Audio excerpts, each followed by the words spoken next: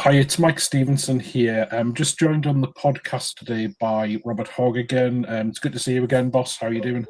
Good. So we chatted the other day, and you said something that I suggested to you would be a really good little 20-minute chat for the podcast. So you said people are thinking, will AI steal my job in 5 years? So for those of you developers out there who are maybe thinking about that, let's dig into this subject a little bit. So tell me what your thoughts are on that. Well, we'll start with the easy one. The answer is I don't think so.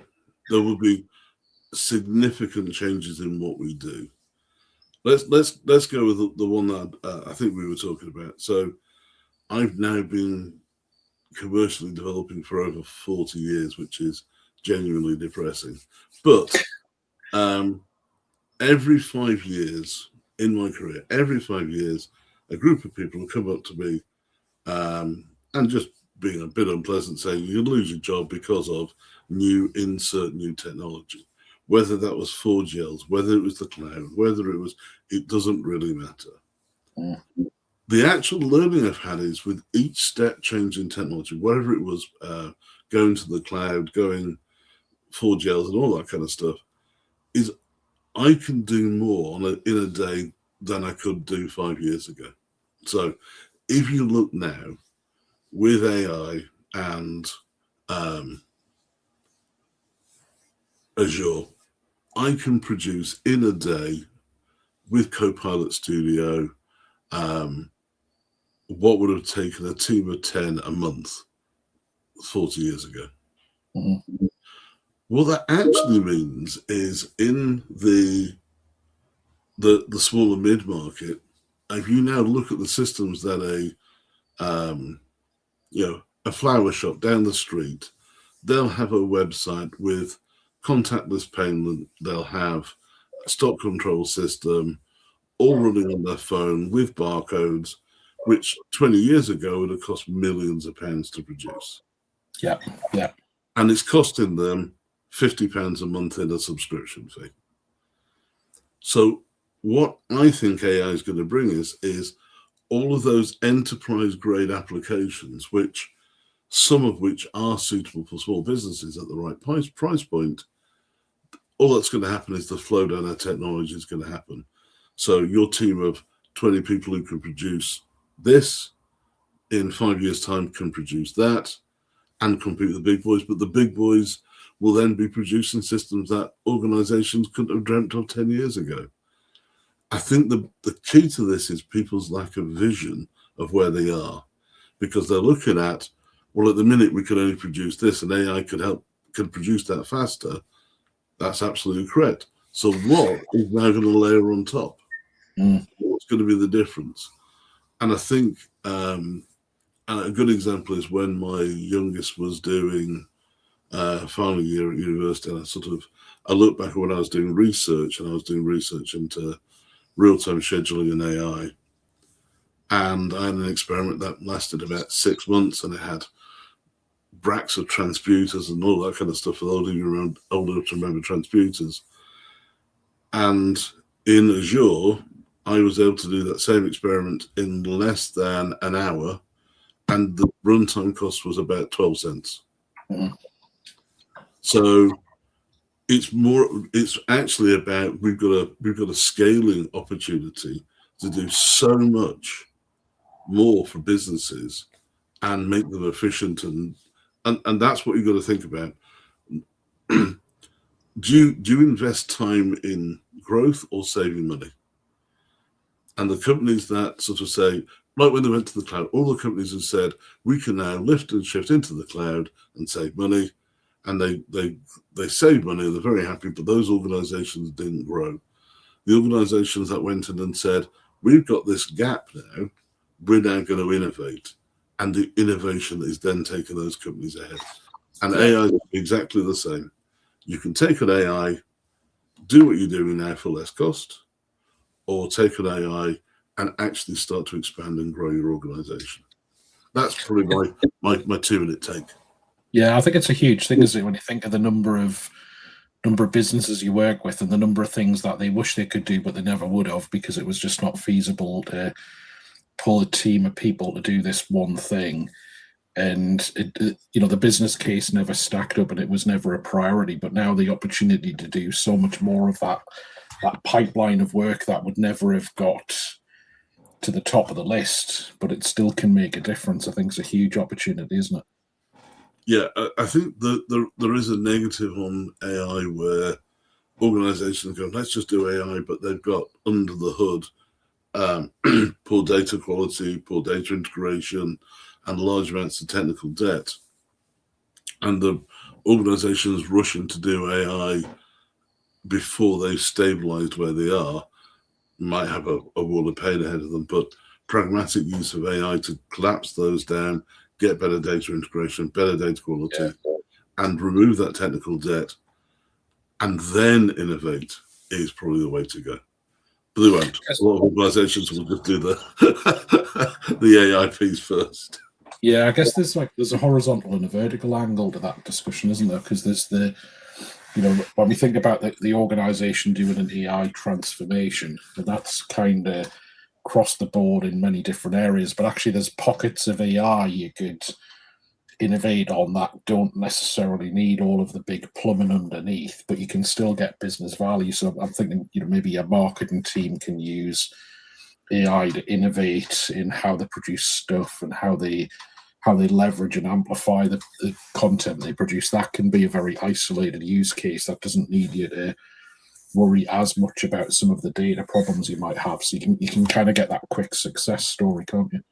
Oh, there's lots of quick success, and you can use it in all sorts of ways. But I do think that the negative to think, just bear in mind, is you've got a lot of debt going on and building net new on shaky foundations, and then blaming AI, I think is probably what's going to happen, not poor management. The management is about, actually, we can use AI for some fast stabilization. Let's do that. Then we've got a platform to innovate off. And I think there is a piece about building that platform for innovation of whatever that might stand. And it might be we're doing that net new, old platform and all that kind of stuff. But I think the big change is actually think about how you actually build AI systems, because people are building quite isolated systems, and then there's obviously we've got A2A and MCP and that kind of thing, but people aren't thinking about AI safety. So is the AI going to work in all the use cases? Is it tested properly? Can you actually make it so it can actually does it work in extraordinary cases? And then the really important one is, if you give it something completely left field, is it going to manage in a sensible way without causing damage? And we talked previously about damage limitation and that sort of thing in AI. Yeah. So you go ahead, boss. No, after you. I was going to slightly change the question, so I'll let you finish if that's all right. No, I'm done. All right. But so what I was going to say was, I think when we think of the core thing about will AI steal my job in 5 years, I think there's a huge element, isn't there, about people rethinking what they actually are in terms of their role and kind of, because really for me there's a huge opportunity as much as there is a risk for people as well. Because I think if I think that my job's to be a developer to write code, then I have a risk.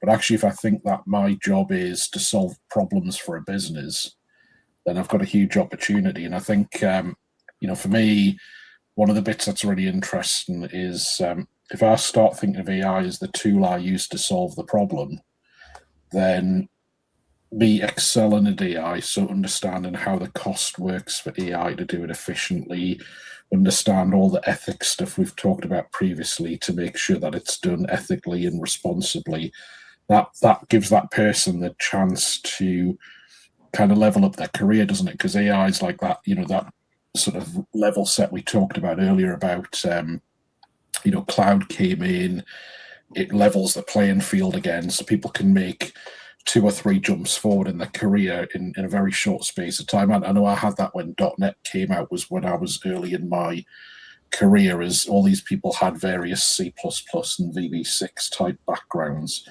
And suddenly, if you knew .NET, you could leapfrog those people to a degree. And I think there's the same opportunity here, isn't there, where people can jump forward.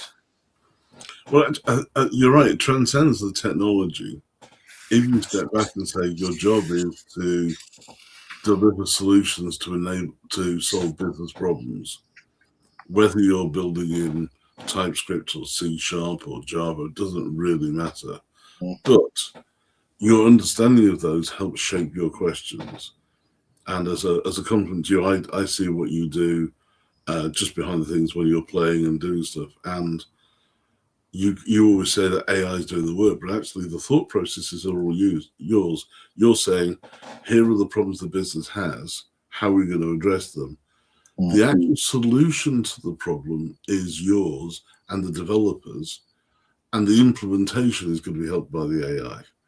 And I think that's the separation I'd really go for.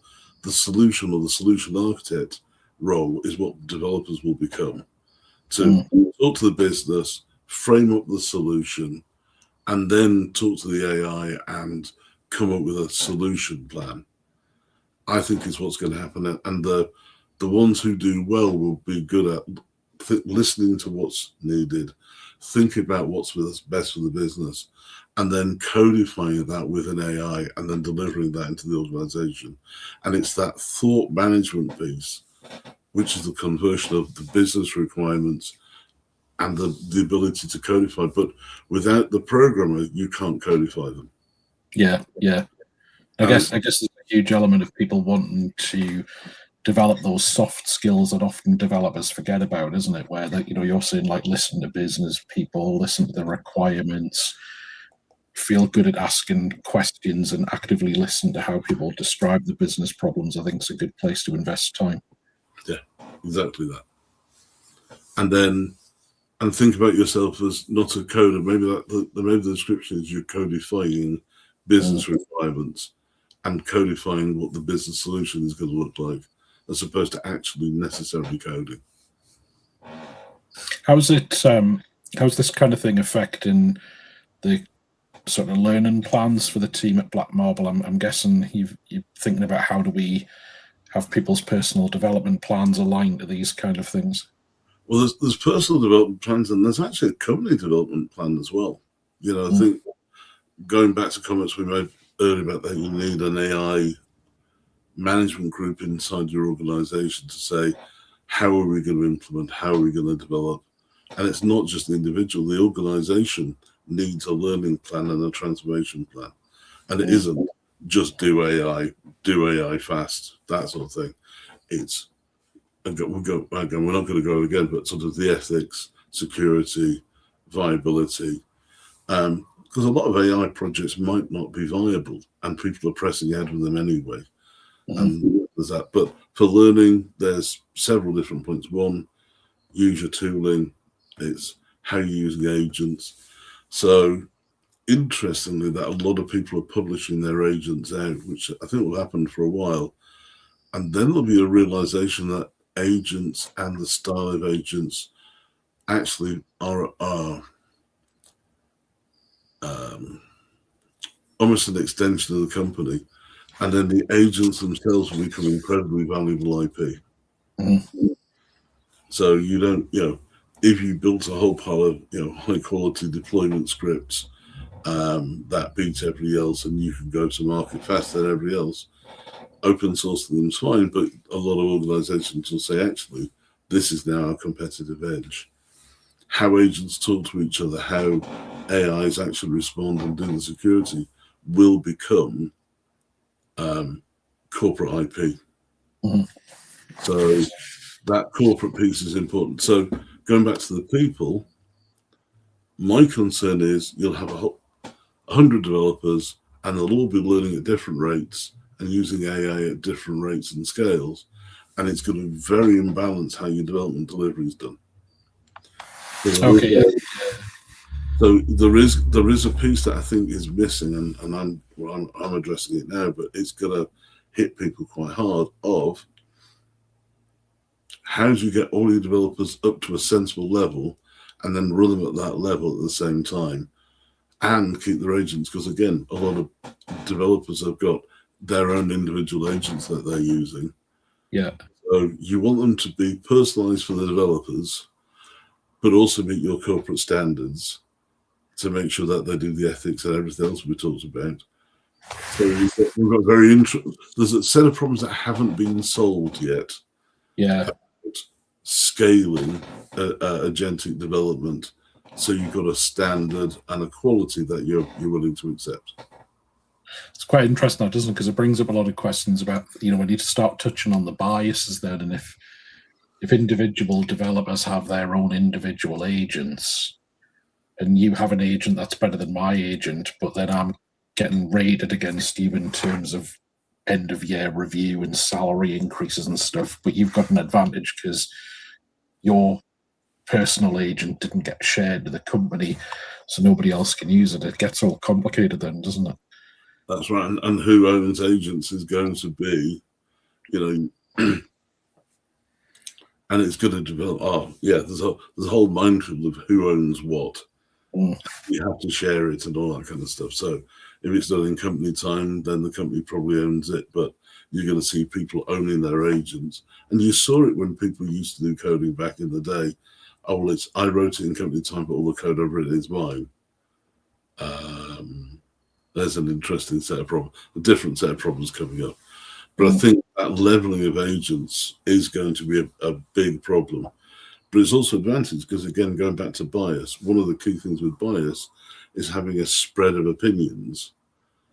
So you almost want to spread a different agents, helping people to get rid of some of that bias.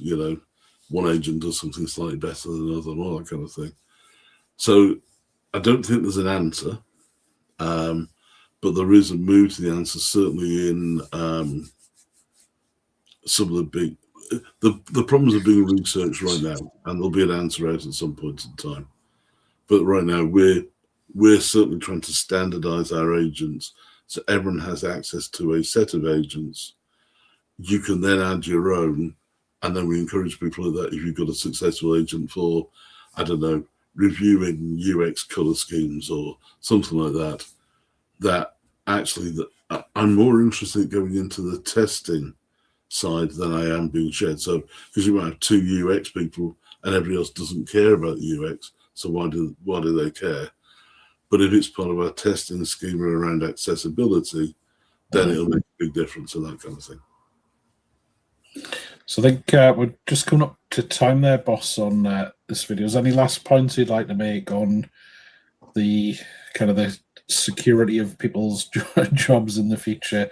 So, and how best to, I think we've had a good chat around how it's an opportunity as much as it is a risk. And it is both, and it will, and I think there'll be a split that broadly the people who don't make the change will age out after quite a short period of time, purely for the fact that they're just not as productive, Now there's a big argument about how much extra productivity you get with AI. And some people say it's 1,000%. We're currently working at about 20%. It's very good for scaffolding. It's very good for prototypes. But in concrete development, not right. And it will improve. When it gets to much beyond about 50% improvement, if you're not doing it, you'll start seeing, well, I've got 3 developers who are delivering 150 units a month of work, and I've got 3 developers who are developing 75, and they're on the same pay. And those will be the sums that people do. A lot of developers will fight it. If you fight it, you're going to fall behind, and then the catch-up period will be horrific. So catch up early, keep ahead. You don't be bleeding edge, but make sure that you're up to date, and you'll have a very easy run, I think. Awesome. Thank you very much for your time again today, boss. No, pleasure.